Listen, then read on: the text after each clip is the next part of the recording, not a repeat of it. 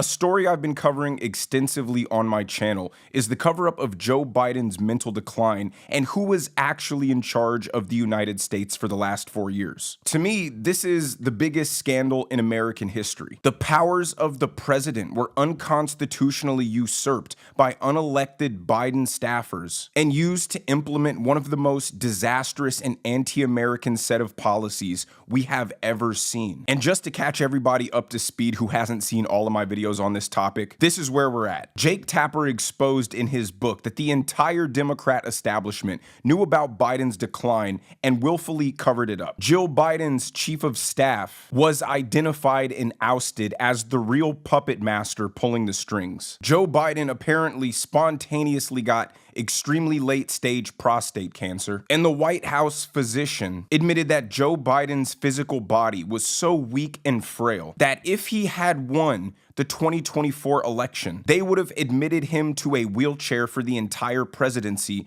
because if he would have fallen over one more time, his entire body might have broken. But today, another massive bombshell drops as Biden's doctor is forced to testify in front of the House Oversight Committee, and his answers reveal that he was in on the cover-up the entire time. This scandal is looking so bad for Biden that even his best friend, Morning Joe, is deciding to turn on him, and I'm going to show you guys all of that in this video. As always, like the video and subscribe to the channel, but the first thing I'm going to show you is Biden's doctor leaving the House Oversight Committee hearing in shame, and then I'll show you what he said that shocked everybody.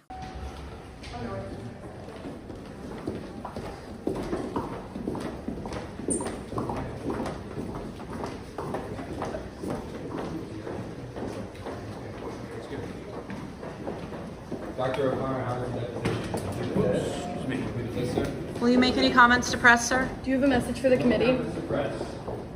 Look at him hanging his head in shame because he knows he is complicit in one of the largest, if not the largest, betrayal of democracy in American history. These people were so brazen in their treachery to the country because they thought they were going to get away with it. They had to get away with it. That's why they took the unconscionable step of weaponizing the justice system to try to put Donald Trump away forever, because they had to make sure that he could not return to political life and ever hold them accountable or expose them for what they did. They delegated the powers of the president to a shadow government filled with radical Obama staffers without the consent of the American people. In fact, they tried to gaslight the American people every time we questioned if the president of the United States was even mentally fit to perform the job. Their insatiable, tyrannical desire for power led them to manipulating the rule of law, using lawfare against a political opponent like we're a banana republic, ignoring the Constitution and trampling all over the principles of democracy.